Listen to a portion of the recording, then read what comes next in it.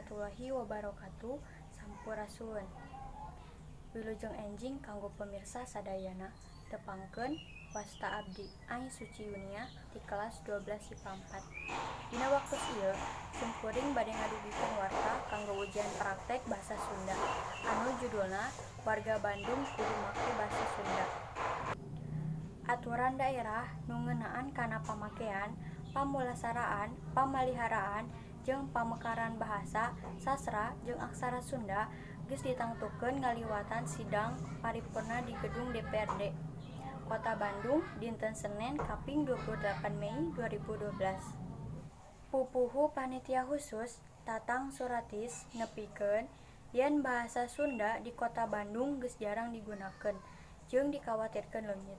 Ku kituna dijieun aturan daerah ngeunaan kana pamakean, pamulasaraan, pamaliharaan, jeung pamekaran bahasa, sastra, jeung aksara Sunda.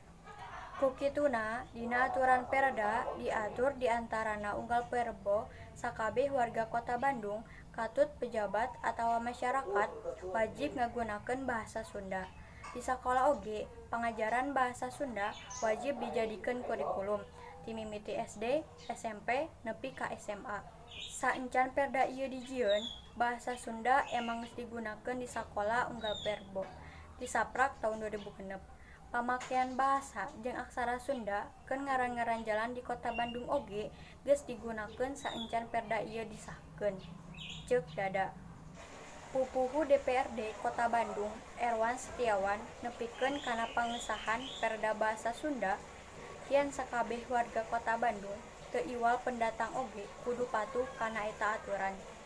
Nurunkeun Erwan, sanajan dina Perda diwajibkeun ngagunakeun basa Sunda unggal perbo, tapi eueuh sanksi pikeun anu henteu ngagunakeunana.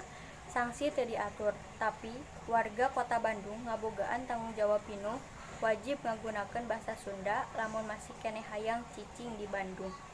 Nya sanksi moal bae jeung kudu era, tambah Erwan. Rupina sakitu warta anu parantos tiasa didugikeun ku simkuring. Mugi ieu warta janten manfaat kanggo pamirsa sadayana.